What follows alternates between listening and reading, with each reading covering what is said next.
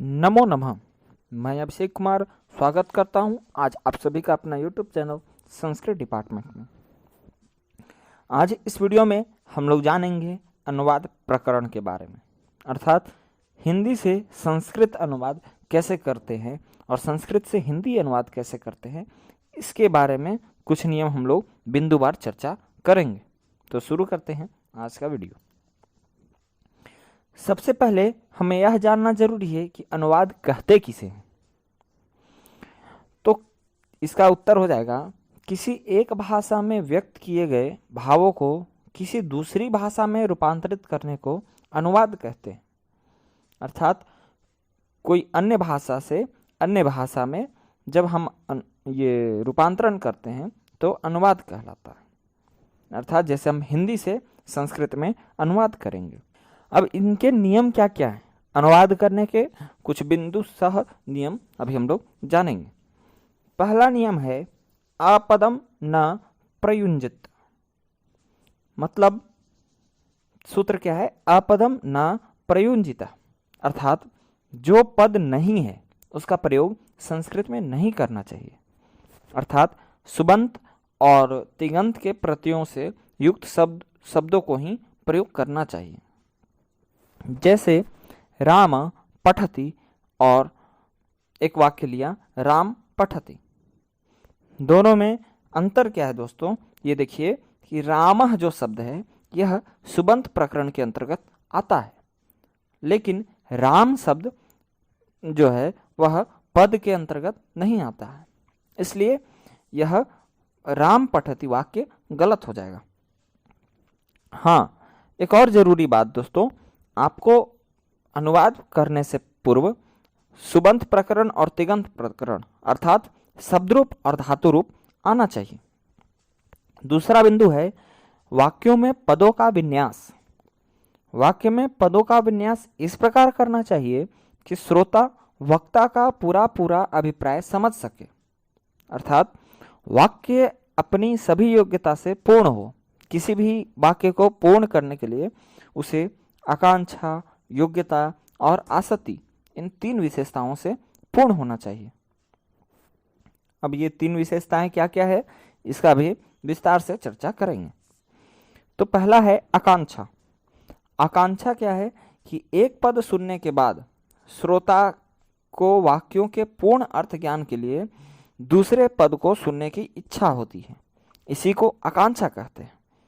अर्थात सुनने वाले को पूरा पूरी वाक्य समझ में आए, इसके लिए क्या है कि हम पहला वाक्य बोलेंगे और उसके बाद दूसरा वाक्य भी हम पूरा करेंगे, तभी श्रोता को पूरा समझ में आएगा।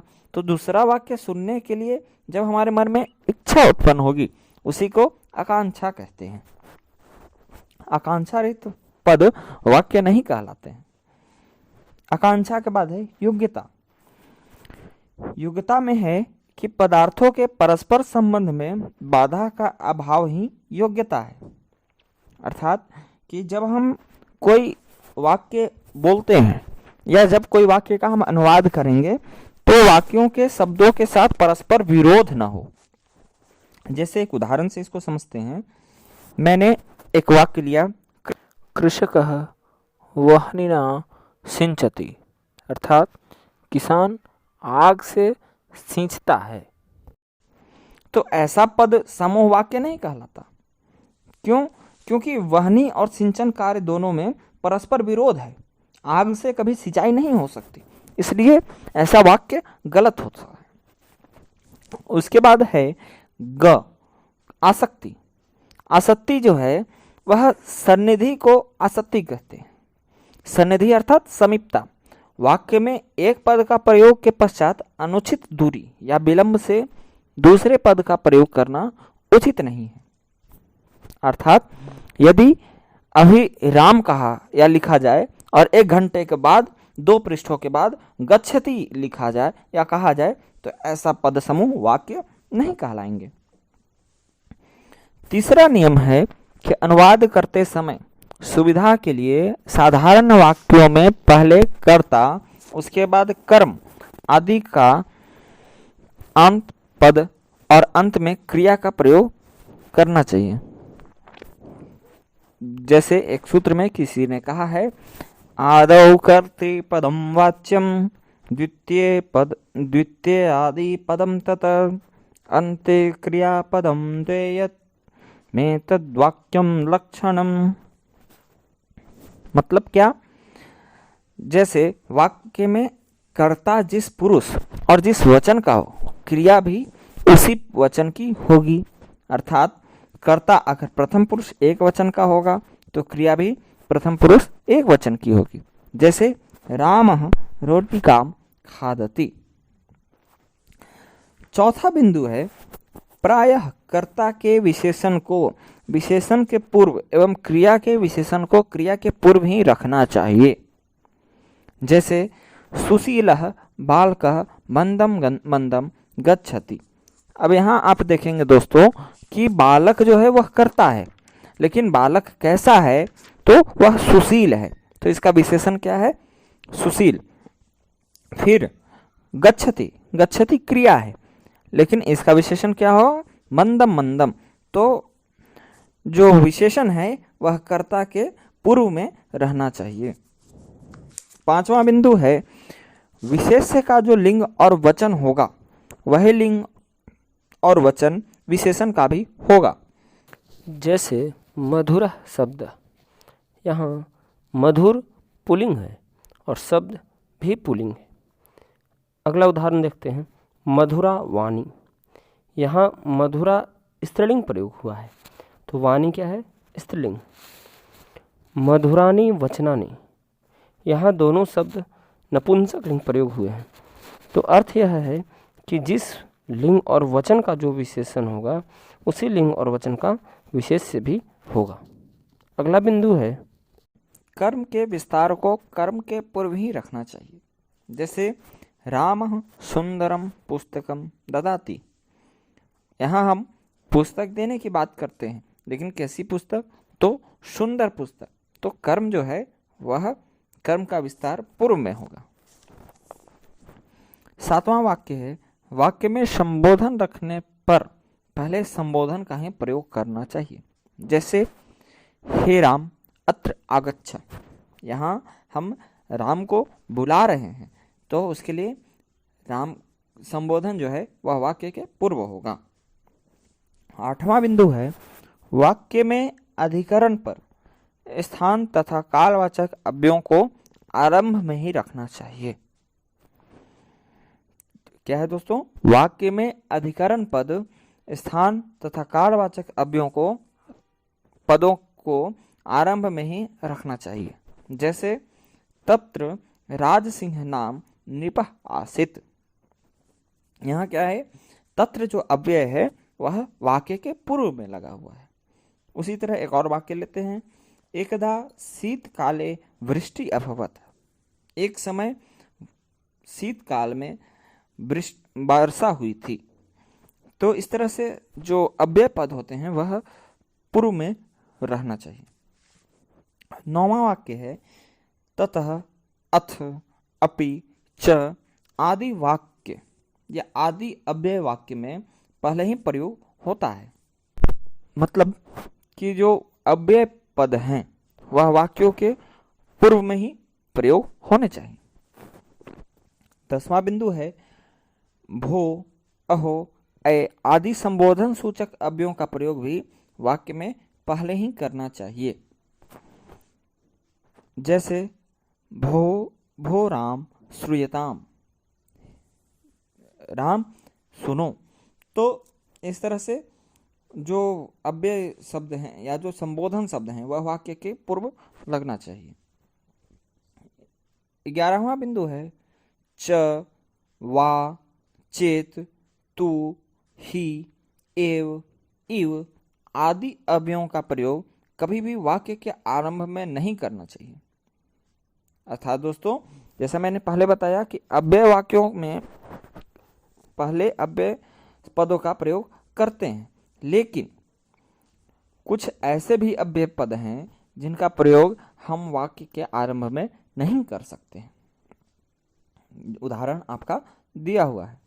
12वां वाक्य है, अनुवाद बनाते समय ध्यान रखना चाहिए कि वाक्य में कितने कारक हैं, क्योंकि कारकों के अनुसार ही विभक्तियां होगी। अनुवाद के पूर्व कारक और विभक्ति का ज्ञान होना चाहिए। 13वां बिंदु है, अनुवाद बनाते समय काल का विशेष ध्यान रखना चाहिए। जिस काल में अनुवाद किया जाने वाला वाक्य हो, क्रिया रहेगी, संस्कृत में उसी काल से संबंधित लकार के रूपों को पुरुष एवं वचन के अनुसार रखना होगा। अर्थात अगर वाक्य जो है भूतकाल का है तो संस्कृत में लकार भी लंग लकार चलेगा। इसका अनुवाद के समय विशेष ध्यान रखना चाहिए। अगला बिंदु है, पूर्वकालिक क्रिया का प्रयोग समापिका क्रिया के पहले होना चाहिए। जैसे सह खादित्वा पठति, वह खाकर पढ़ता है, तो यहाँ जो कार्य हो गया है उसको कार्य होने वाले से पहले रखना चाहिए। 15वां बिंदु है, हिंदी में जहाँ स्पष्ट रूप से दो संख्या का उल्लेख नहीं हो, वहाँ संस्कृत अनुवाद में बहुवचन का प्रयोग करना चाहिए। जैसे वे पढ़ते हैं, तो यहाँ संख्या कितना है ये तो पता नहीं, लेकिन पढ़ते हैं जो है वह बहुवचन है, तो उसके लिए हम ते पठंती प्रयोग करेंगे। 16वां बिंदु है, कभी कभी च आदि अव्ययों के द्वारा एक क्रिया के साथ अनेक कर्ता पदों के संबंध रहने पर भी क्रिया के निकटतम कर्तृपदों की संख्या के अनुसार ही क्रिया का वचन होता है।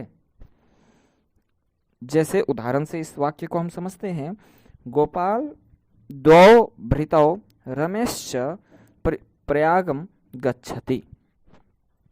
अर्थात गोपाल दो भाइयों के साथ रमेश के साथ प्रयाग जा रहा है। मतलब कि कभी कभी ऐसा होता है कि अव्ययों के द्वारा एक क्रिया के साथ अनेक कर्ता पद संबंध रहने पर भी क्रिया के निकटतम कर्तृपदों की संख्या के अनुसार ही क्रिया का वचन होता है। जैसे गोपाल जो है वह एक वचन में है और गच्छति जो है वह एक वचन में है, लेकिन यहाँ गोपाल के साथ और दो भाई हैं, लेकिन उसका प्रयोग हम क्रियापद पर नहीं उसका प्रभाव पड़ने देते हैं। तो यह वाक्य बनाते समय विशेष ध्यान रखना चाहिए। 17वां बिंदु है, जिन वस्तुओं की संख्या दो ही निहित है उनके लिए हिंदी में स्पष्ट रूप से दो का उल्लेख न होने पर भी संस्कृत में द्विवचन का ही प्रयोग करना चाहिए। मतलब कि कुछ ऐसे भी शब्द हैं जिनको हम दो नहीं बोलते हैं लेकिन वह दो हैं, तो वैसे में संस्कृत के द्विवचन का प्रयोग होता है। जैसे हाथ, पैर, कान आदि द्विवचन में ही प्रयोग होंगे। सह नेत्राभ्याम, सह हस्ताभ्याम इत्यादि ऐसे बहुत सारे शब्द हैं जो ऐसा नहीं है कि हम हिंदी में बोलेंगे कि दो हाथ से लेते हैं या दो हाथ से देते हैं।